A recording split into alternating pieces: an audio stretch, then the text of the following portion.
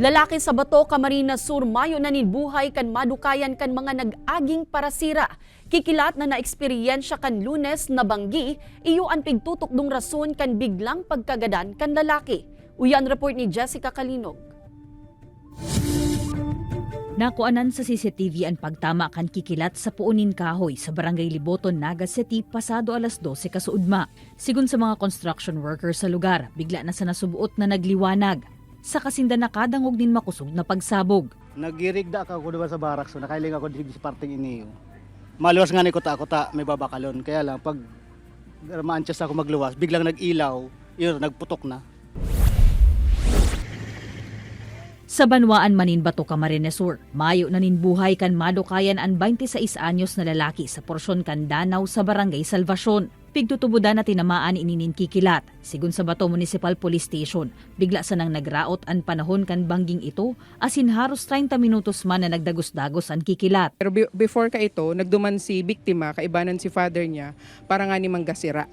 So initially, apan katong oras na ito, katong nagkitkilat, yaon sinda sa Salvacion, tung sa lake duman sa Salvacion, nanggagasira.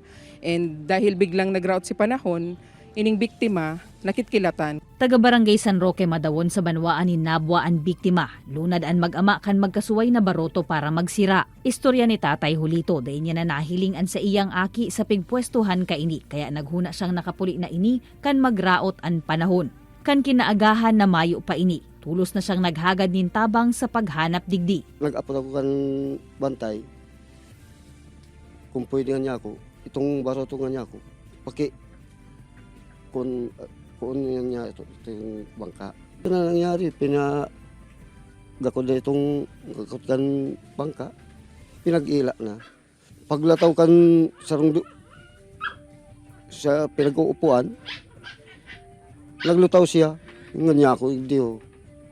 Gadan na. May kwintas po ito tapos may hikaw. Pati ayami kang bangkay. May dugo na po sa talinga tapos si kwintas po. Si silver po niya parang nagka putol-putol. Tapos ang bado po niya, paraknit po ini sa likod. Enot ng pigpaliwanag kan Pag-asa na kunyaon sa inan maitom na panganurod. Yaon man an huma kan kitkilat asin pag-uran. Kaya kun mano tarana ini, tulos nang maghanap nin salbadong masisirungan asin ibitara ng magparaluwas pa. Kaibanan si Gerald Gandia, Jessica Kalinog, Balitang Bicolandia.